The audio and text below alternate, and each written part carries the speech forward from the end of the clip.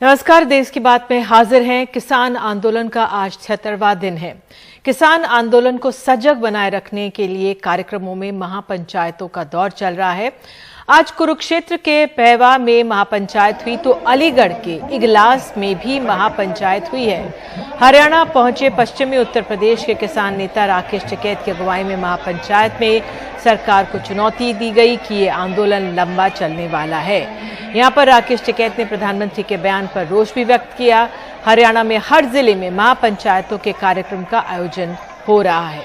उधर ड्रोन से जो तस्वीरें मिली हैं महापंचायत की, उसमें संख्या बल जो यहाँ पर हरियाणा में हुई है उसमें कम नजर आया, लेकिन उत्तर प्रदेश के अलीगढ़ के इगलास में हुई महापंचायत में संख्या बल बहुत ज्यादा नजर आया। यहाँ आरएलडी के जयंत चौधरी, समाजवादी पार्टी के नेता पूर्व सांसद विजेंद्र सिंह मौजूद थे।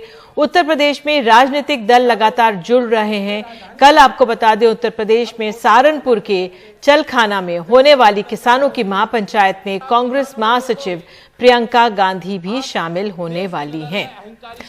तो जो किसान आंदोलन है कैसे आगे बढ़ रहा है, हमारे साथ जोगिंदर सिंह उग्राह मौजूद हैं। प्रमुख हैं ये भारतीय किसान यूनियन उग्राह गुट के, और आपको बता दें पंजाब के सबसे बड़े किसान यूनियन के ये प्रमुख हैं। उग्राह जी, मैं पहले आपसे यही पूछना चाहूंगी कि किसान आंदोलन पर संसद में कल प्रधानमंत्री ने अपनी राय खुलकर व्यक्त की है। उन्होंने कहा कि जो बड़े बुजुर्ग हैं वापस चले जाएं। देखिए, ये कई बात आ गया मानजोग, सुप्रीम कोर्ट ने भी बोला था बुजुर्ग घर चले जाएं। तोमर साहब भी ऐसे ही बोलते थे कि घर चले जाएं। अभी प्रधानमंत्री जी भी ऐसा बोल रहे हैं कि बुजुर्ग घर में चले जाएं। असल में बुजुर्ग घर में अपने बच्चों को छोड़कर कैसे जा सकते हैं? उनकी रोटी का मसला है, उनके परिवार की भविष्य का मसला है। वो उनकी समस्याओं को उनको अकेले छोड़कर बुजुर्ग कैसे चले जाएंगे घर में? बुजुर्ग तो अपने बच्चों से आगे जाकर मरने के लिए तैयार हो जाते हैं। वो तो अपने बच्चों के लिए सारी ज़िंदगी जो लोगों ने सारी सड़कों पर खेतों में लगा दी, वो खेतों के मसले के बारे में अभी उनको छोड़कर घर में कैसे चले जाएंगे? ये बात कैसी बात कर रहे हैं बार बार पीएम साहब? ये बात ठीक नहीं है। प्रधानमंत्री ने ये भी कहा है कि बात तो होगी, दरवाजे खुले हैं, तो फिर ये बात कब होगी? देखिए, बात कहने से तो नहीं होती। कॉल भेजें, वो हमें कोई कार्ड भेजें, कोई सद्दा पत्र भेजें, किसके ऊपर बात होगी, किस इशू के ऊपर बात होगी, कैसे बात करना है, कौन बात करने में बैठेगा? सेकंड बाबर बैठेगा कि तोमर साहब बैठेगा कि आप में से कोई बैठेगा? वो सद्दा पत्र दें, हम जाएंगे बात करने के लिए।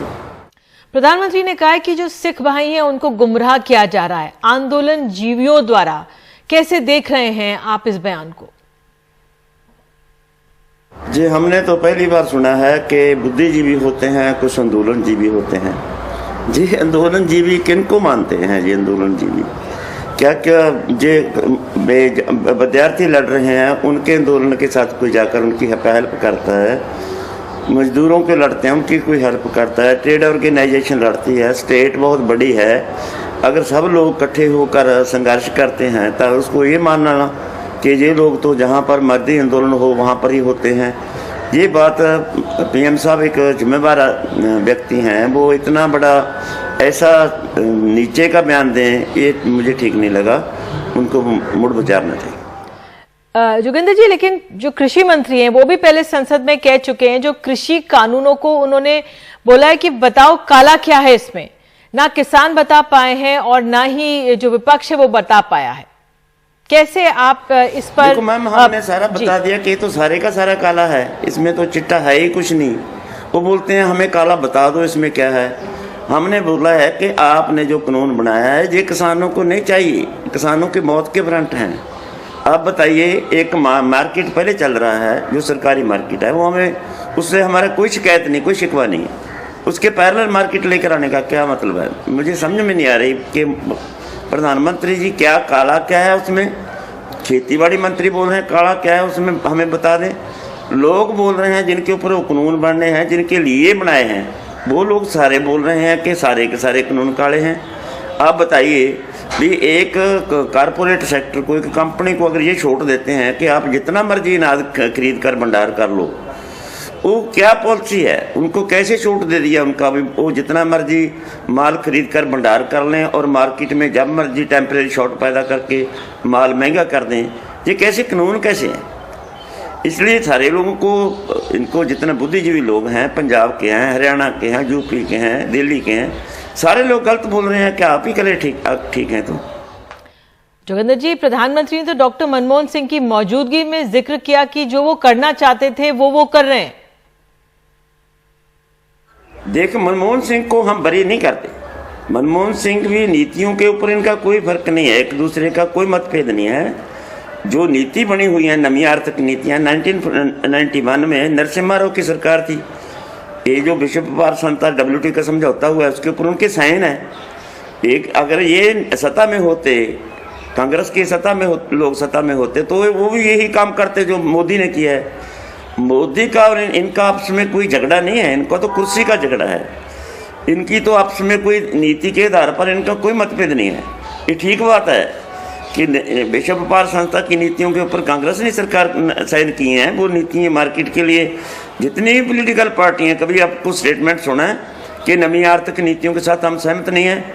या किसी ने अपने चुनाव मैनिफेस्टो में ऐसा पाया हो कि विश्व व्यापार संस्था समझौते का हम उनको रद्द करते हैं, WTO की नीतियों को रद्द करते हैं? इनकी नीतियों के ऊपर आपस में कोई झगड़ा नहीं है, ये तो कुर्सी का झगड़ा है जितना है। जब सत्ता में होते हैं वो भी वही करते हैं, जब अपोजिशन में होते हैं वो भी ऐसे करते हैं। अगर आज भी बीजेपी अपोजिशन में होती तो हमारे साथ खड़ी होती वो। जी जोगिंदर जी, एक राकेश टिकैत भी हैं, लगातार वो महापंचायत कर रहे हैं, आज भी हरियाणा में कर रहे हैं। उनका जो उनके आंसू जो थे आए थे, उसमें आंदोलन को नई ऊर्जा दी है। हालांकि वो सरकार के साथ बैठक में जब आप लोग सब जाते हैं उसमें हिस्सा नहीं होते हैं अब तक। आप उनकी भूमिका को कैसे आंक रहे हैं, कैसे देख रहे हैं?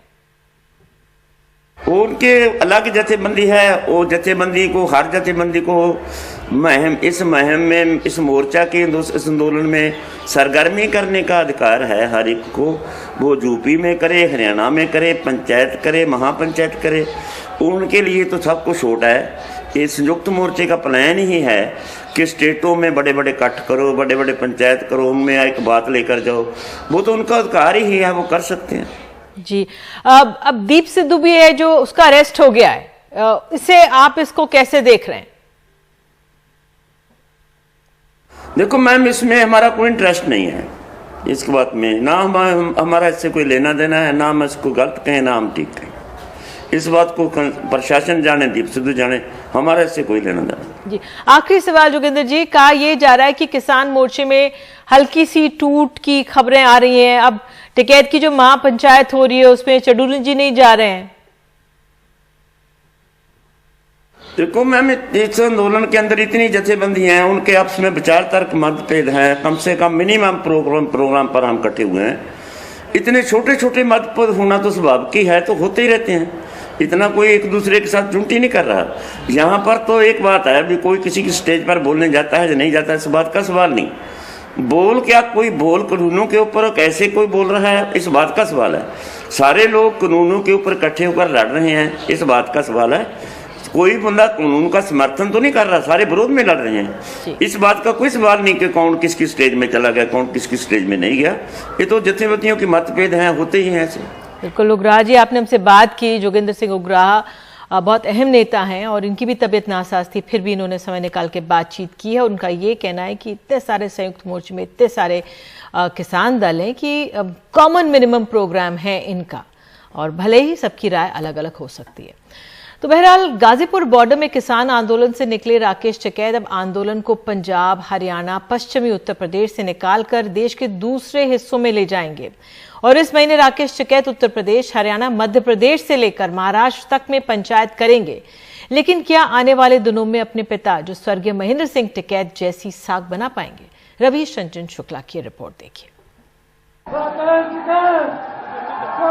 चरखी दादरी, जींद, बागपत और अब कुरुक्षेत्र में राकेश टिकैत की किसान पंचायत। वो अब गाजीपुर बॉर्डर पर कम रहेंगे और किसान पंचायतों में ज्यादा शिरकत करेंगे।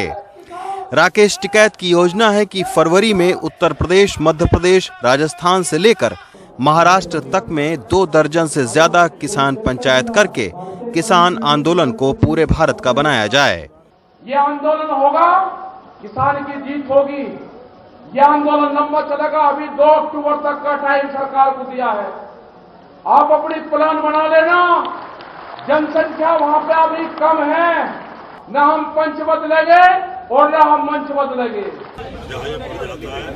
गाजीपुर बॉर्डर पर चल रहे किसान आंदोलन के रणनीतिकार ज्यादातर वो बुजुर्ग हैं जो 1988 के किसान आंदोलन में महेंद्र सिंह टिकैत के खास रहे हैं। राजपाल शर्मा बीते 36 साल से टिकैत परिवार के साथ हैं, 37 बार जेल गए और 40 मुकदमे दर्ज हैं। एक तो उन्होंने कहा था रात के 1 बजे कि शर्मा जी मैं आज तुम्हें बता रहा हूँ, आत्माओं की आवाज थी। धूम सिंह एक दिन धूम सिंह वो होगा इस संगठन को चरम सीमा पर ले जाएगा। अच्छा, राकेश टिकैत को धूम सिंह कहते थे, धूम सिंह बोलते थे, धूम सिंह बोलते थे। और वो राकेश टिकैत की आत्माओं में 28 तारीख को वो ही आए और धूम सिंह ने धूम मचा दी इस देश में। कह रहे थे नहीं, अड़ने वाले के पीछे जो अड़े वो बहुत मूर्ख हो। अच्छा, जो आज अड़ने वाले के पीछे जो अड़े वो मूर्ख हो।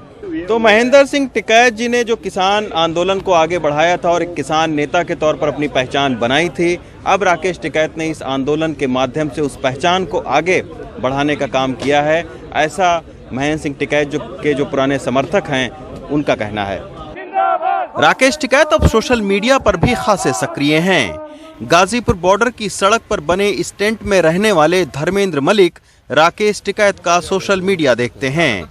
हाल के दिनों में उनके ट्विटर पर फॉलोअर्स 4000 से बढ़कर 1.5 लाख हो गए हैं और फेसबुक पेज की पोस्ट को 3 करोड़ लोग पढ़ चुके हैं। यही वजह है कि राकेश टिकैत पश्चिमी उत्तर प्रदेश से निकलकर उत्तरी भारत के बड़े किसान नेता बनते जा रहे हैं। गाजीपुर बॉर्डर से रवीश रंजन शुक्ला की रिपोर्ट, एनडीटीवी इंडिया। और 26 जनवरी की जो हिंसा हुई थी उस मामले में जो आरोपी था दीप सिद्धू, उसको कोर्ट ने 7 दिन की पुलिस रिमांड में भेज दिया है। पुलिस ने अदालत में पेश उसको किया था और सिद्धू की 10 दिन की रिमांड मांगी थी। दीप सिद्धू को करनाल में सुबह पकड़ा गया था। आपको बता दें स्पेशल सेल ने उसको गिरफ्तार किया था और 26 जनवरी में जो हिंसा हुई थी उसमें भीड़ को उकसाने का उस पर आरोप था। हमारे साथ हमारे सहयोगी मुकेश सेंगर मौजूद हैं। मुकेश, तो क्या आगे रात दिख रही है दीप सिद्धू की?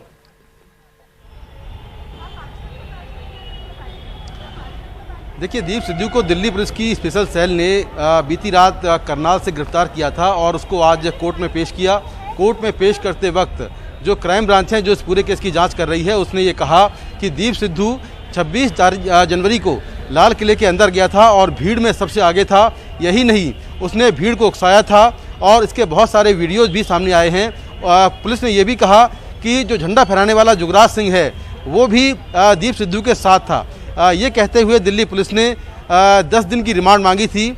हालांकि जो दीप सिद्धू के वकील हैं उन्होंने इसका विरोध किया। उन्होंने ये कहा कि दीप सिद्धू के खिलाफ पहले ही पुलिस के पास बहुत सारे सीसीटीवी फुटेज और वीडियो फुटेज हैं, ऐसे में अब उसके रिमांड की ज़रूरत नहीं है। लेकिन कोर्ट ने दोनों पक्षों की दलीलों को सुनने के बाद दीप सिद्धू को 7 दिन की पुलिस रिमांड पर भेज दिया है। तो पुलिस अगले 7 दिनों में उससे पूछताछ करेगी कि आखिर जो लाल किले के अंदर वो गया था उसके पीछे और कौन कौन से लोग थे, क्या पूरी कॉन्स्पिरेसी है, इसकी पूरी जांच की जाएगी। दीप सिद्धू के बारे में जानकारी मिली थी कि वो लगातार अपनी लोकेशन बदल रहा है। दिल्ली से भागने के बाद सबसे पहले वो हरियाणा गया था। हरियाणा में उसने मोबाइल अपना बंद कर दिया था। उसके बाद से उसकी लोकेशन नहीं मिल पा रही थी, लेकिन काफ़ी मशक्क़त के बाद दिल्ली पुलिस ने बीती रात उसे करनाल से गिरफ्तार किया। पुलिस के मुताबिक दीप सिद्धू बिहार के पूर्णिया में जहां उसका परिवार है वहां पर वो जाने की फिराक में था, लेकिन उसके पहले ही वो पकड़ा गया था। हमने ये भी देखा कि दीप सिद्धू ने 26 तारीख से गायब होने के बाद अपने फेसबुक पेज पर कई सारे वीडियो डाले जिसमें वो सरेंडर करने की बात कर रहा है और ये भी कह रहा है कि हिंसा में उसका कोई हाथ नहीं है। पुलिस ने जांच की तो ये पाया कि ये सारे वीडियोस उसकी एक महिला दोस्त जो विदेश में है, कैलिफोर्निया में है, वहाँ से उसके पेज को ऑपरेट कर रही है, फेसबुक पेज को, और वही उसके वीडियो पोस्ट कर रही थी। दीप सिद्धू अपने दोस्तों के मोबाइल से ये वीडियो रिकॉर्ड करता था और अपनी महिला दोस्त को भेजता था। तो कुल मिलाकर दिल्ली पुलिस ने उसे गिरफ्तार कर लिया है। उस पर 1 लाख रुपए का इनाम था और उसके साथ में अभी 8 और ऐसे लोग हैं जिन पर 1 लाख या 50,000 रुपए का इनाम है। तो दिल्ली पुलिस उन्हें भी गिरफ्तार करने की कोशिश कर रही है। लेकिन दीप सिद्धू के बारे में ये कहा गया था कि दीप सिद्धू सरकार का आदमी है। हालांकि दीप सिद्धू ने बाद में इन सभी आरोपों को खारिज कर दिया था। तो फिलहाल पुलिस उसको 7 दिन की रिमांड पर यहाँ 30 हजारी कोर्ट से ले जा रही है और यहाँ से ले जाने के बाद उससे पूछताछ करेगी। मैं आपको दिखाता हूँ कि कोर्ट में किस तरह की सुरक्षा व्यवस्था है। काफ़ी कड़ी सुरक्षा व्यवस्था है। पुलिस यहाँ पर काफ़ी बड़ी संख्या में तैनात है। कुछ देर पहले वकीलों की और दीप सिद्धू के एक समर्थक की यहाँ पर बहस भी हो गई थी। तो कुल मिलाकर अभी पुलिस के कड़े पहरे के बीच दीप सिद्धू को 30 हजारी कोर्ट में पेश किया गया है और अब 7 दिन की रिमांड उसको पुलिस को मिल गई है। तो अगले 7 दिनों में पुलिस उससे पूरी पूछताछ करेगी। बहुत बहुत धन्यवाद आपका मुकेश इस तमाम जानकारी के लिए। और देश की बात में आगे आपको बताएंगे जेलों में बंद किसानों के लिए कानूनी लड़ाई कौन लड़ रहा है।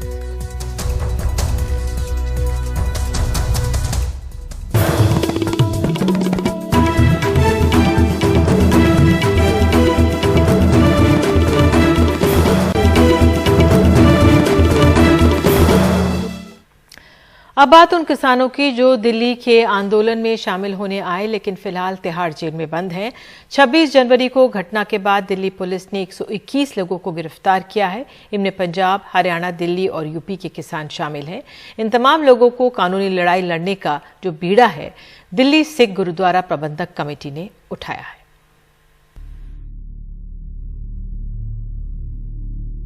80 साल के पूर्व सैनिक गुरमुख सिंह तिहाड़ में बंद हैं।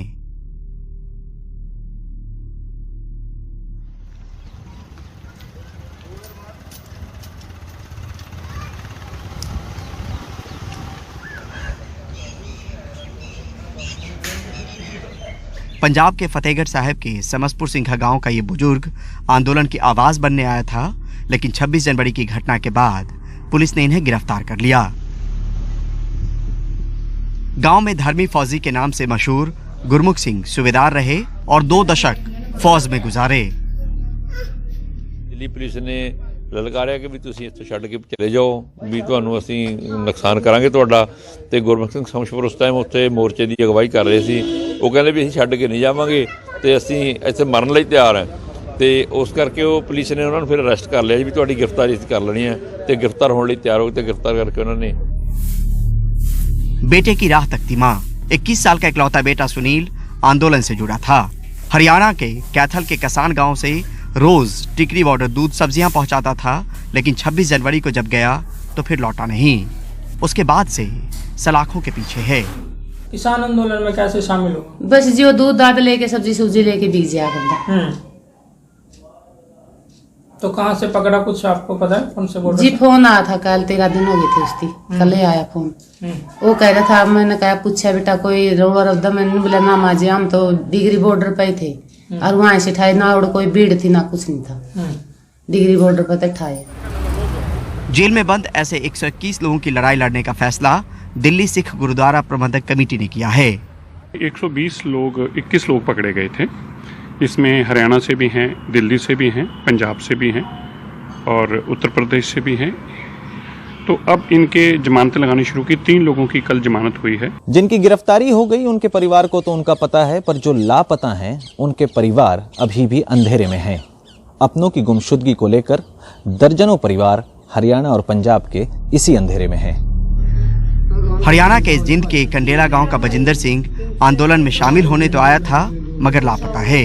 गांव वालों ने 26 जनवरी को आखिरी बार उसको नांगलोई के पास देखा। वहाँ नांगलोई से थाने से आए थे आज 2 पुलिस वाले थे। वो पूछ रहे थे कैसे कैसे गया था, और माम ने तो खुद पता नहीं था।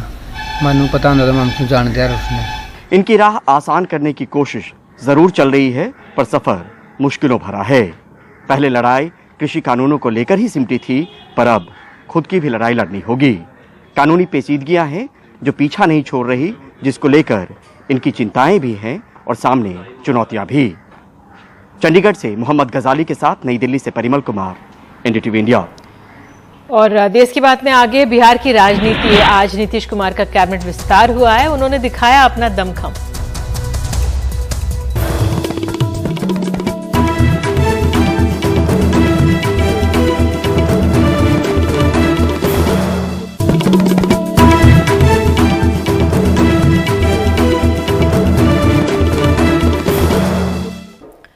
श्रम अधिकारों के लिए अपनी आवाज बुलंद करने वाली नवदीप कौर की गिरफ्तारी पर सवाल उठने लगे हैं। नवदीप सिंघू बॉर्डर पर चल रहे आंदोलन में भी शामिल हुई थी। अब करीब 1 महीने से वो जेल में हैं। उनकी गिरफ्तारी अब दुनिया का ध्यान अपनी ओर खींच रही है। अमेरिका की उपराष्ट्रपति कमला हैरिस की भांजी मीना हैरिस समेत कई लोगों ने उनकी गिरफ्तारी के खिलाफ आवाज उठाई है। 23 साल की नवदीप कौर एक ट्रेड यूनियन कार्यकर्ता हैं और फैक्ट्री में काम भी करती हैं। वो दिल्ली के सिंघू बॉर्डर पर कृषि कानूनों के खिलाफ आंदोलन में शामिल हुई। अब वो करीब महीने भर से जेल में हैं और 2 बार उन्हें जमानत नहीं मिली। अब उनकी गिरफ्तारी दुनिया का ध्यान खींच रही है। अमेरिका की उपराष्ट्रपति कमला हैरिस की भांजी मीना हैरिस से लेकर भारत में पैदा हुई कनाडा की कवि रूपी कौर और पंजाबी सिंगर जैज़ी बी ने भी नवदीप के लिए आवाज उठाई। यूनाइटेड सिंह जैसे संगठन ने ऑनलाइन कैंपेन भी चलाए हैं। ये देखना भयावह है जिसमें उग्र भीड़ ने आपकी फोटो को जलाया है। सोचिए अगर हम भारत में होते तो वो क्या करते। मैं आपको बता दूं कि 23 साल की नवदीप कौर जो कि श्रम अधिकारों की एक्टिविस्ट हैं, उनको गिरफ्तार कर टॉर्चर किया गया और पुलिस कस्टडी में उनका यौन उत्पीड़न किया गया। उनको 20 दिन से बिना किसी बेल के हिरासत में रखा गया है। इस बीच नवदीप के परिवार ने भी पुलिस पर गंभीर आरोप लगाए हैं। उन्होंने 1500 मजदूरों को लेके किसान आंदोलन के अंदर मार्च किया, जिसकी वजह से उसको टारगेट किया जा रहा है कि अगर किसान मजदूरों की यूनिटी होती है तो जो सरकार है वो बुरी तरह से फंसती है। जो उसके ऊपर वायलेंस हुई है कस्टडी के अंदर, उसके प्राइवेट पार्ट्स पे भी चोटें हैं, जो पुरुष कर्मचारियों द्वारा उसको थाने के अंदर पीटा गया है, तो उनके ऊपर भी कार्रवाई की जाए।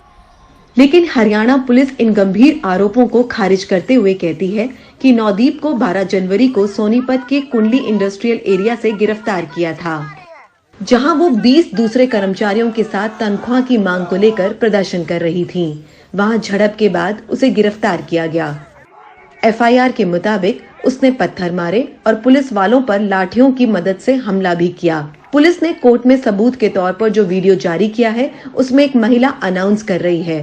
पुलिस का कहना है कि वो नवदीप ही है। पीट के भगाया है, अभी सामने बोले पीट के भगाया, आज भी पीटेंगे भाई अगर आ गया तो।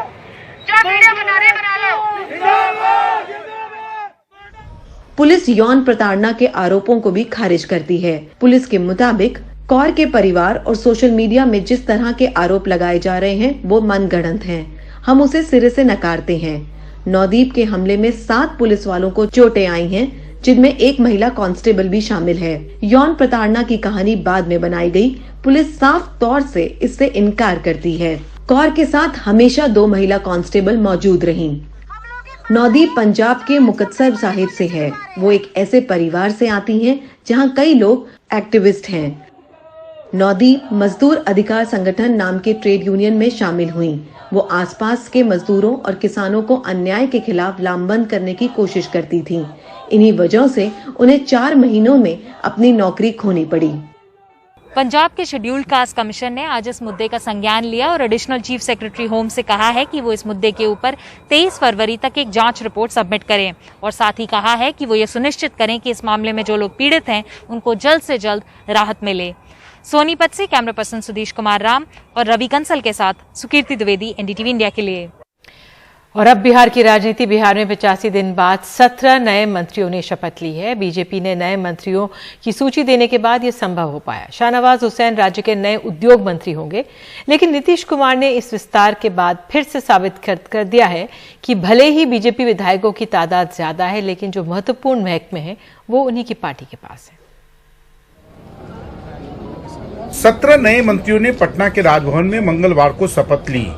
इनमें से अधिकतर बीजेपी की तरफ से नए चेहरे थे। नीतीश कुमार ने श्रवण कुमार, संजय झा और लेसी सिंह जैसे अनुभवी लोगों के साथ पहली बार विधायक बने जयंत राज, जमा खान, सुनील कुमार को मंत्रिमंडल में मौका दिया। जो अनुभव मेरे पास है उसका लाभ बिहार की 14 करोड़ जनता को मिले, इसके लिए काम करूंगा।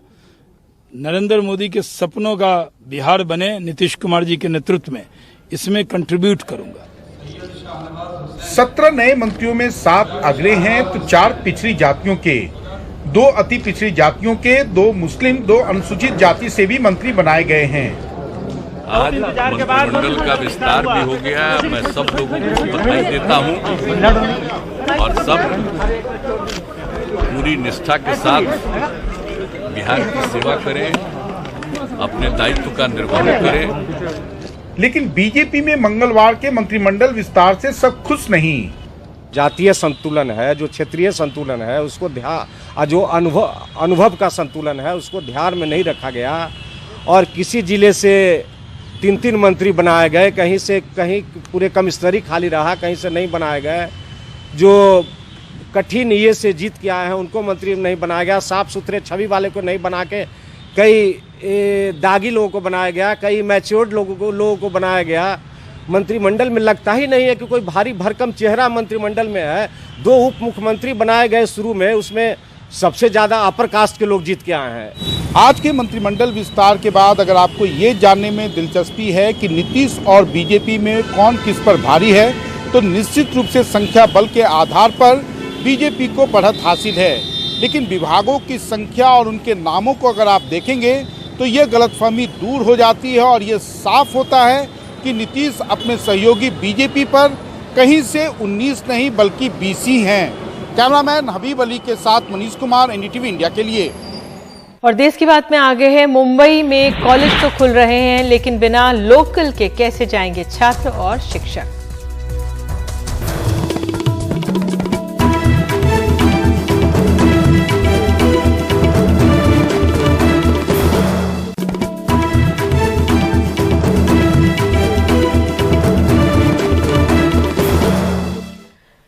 पिछले 8 महीनों से महाराष्ट्र के कॉलेजों की पढ़ाई ऑनलाइन जारी है। महाराष्ट्र में जहां 15 फरवरी से सभी कॉलेजों को दोबारा शुरू करने के आदेश राज्य सरकार ने दिए हैं, तो वहीं जो छात्र और शिक्षक दूर दराज इलाकों से कॉलेज आते हैं वो सरकार से ट्रेन में सफर करने की अनुमति मांग रहे हैं। इनका कहना है कि बस से सफर करने में समय और पैसे दोनों की बर्बादी होती है। 15 तारीख से कॉलेज शुरू हो रहे हैं तो छात्र सरकार से लोकल में सफर करने की अनुमति की मांग कर रहे हैं, लेकिन जिस समय कॉलेज शुरू होंगे उस समय आम लोगों को मुंबई लोकल में सफर करने की इजाजत नहीं है। कई छात्रों को 30 से 40 किलोमीटर का सफर तय कर कॉलेज जाना पड़ता है। मैं MSW का छात्र हूँ। मेरा फील्ड वर्क के अंबरनाथ, उल्लासनगर, कल्याण इस साइड रहता है। अगर मेरा फील्ड वर्क अगर 9 बजे रहेगा तो मुझे बस से निकलने के लिए सुबह 6 बजे निकलना पड़ेगा, तब मैं किधर 8 साढ़े 8 बजे तक वहाँ पे पहुँच सकता हूँ। वही अगर ट्रेन चालू किया तो 9 बजे का फील्ड वर्क रहेगा, 8 बजे से मैं घर से निकला तो 9 बजे तक वहाँ से पहुँच सकता हूँ और 9 बजे के बाद मेरा फील्ड वर्क 5 बजे ख़त्म होता है। अगर ट्रेन 9 बजे अगर चालू होने वाली है तो मुझे 9 बजे तक वहाँ पर रुकना पड़ेगा, फिर 9 बजे के बाद मेरे को ट्रेन पकड़ के कांजूर मार्ग आना पड़ेगा। इसलिए कि सभी विद्यार्थियों के लिए ट्रेन चालू करना बहुत आवश्यक है। अभी फ़िलहाल लोकल ट्रेन के जो टाइमिंग है वो सुबह 7 बजे तक है और दोपहर को 12 से 4 बजे तक है, पर हमारे कॉलेज का जो टाइमिंग है वो सुबह 9 बजे से लेकर दोपहर को 5 बजे तक होता है। तो इसलिए हमें वो टाइम में जब ट्रैवलिंग का इशू आता है तो हमें बस लेना पड़ता है और बस के जो फेयर्स है वो मिडिल क्लास फैमिली तो अफोर्ड नहीं कर सकती, क्योंकि डेली के जो 200-300 रुपये जा सकते हैं और टैक्सी की तो बात ही नहीं हो सकती है। जो ट्रेन 20 रुपये में उधर जा सकता हूँ तो बस से मेरे को कम से कम 50 और 60 रुपये वन टाइम लगेंगे, तो दिन के 100-200 रुपये हो जाएंगे। तो इकोनॉमिकली और मेरे को खर्चा भी नहीं वही नहीं हो सकता और टाइम कंज्यूमिंग है। मुंबई में फिलहाल आम आदमी सुबह 7 बजे से पहले, दोपहर 12 से 4 बजे के बीच और रात 9 बजे के बाद सफर कर सकता है। ऐसे में केवल छात्र ही नहीं बल्कि शिक्षक भी परेशान हैं। शिक्षकों के संगठन ने इसे लेकर प्रशासन को एक पत्र भी लिखा है। साथ ही आरोप लगाया है कि कॉलेज शुरू करने के लिए प्रशासन ने कोई तैयारी नहीं की है। आज 9 तारीख हो गई है और 6 दिन में अगर ये वर्ग शुरू करने हैं तो इसके बारे में विद्यापीठ ने कोई तैयारी नहीं की है। उन्होंने कोई मीटिंग्स बुलाई नहीं है।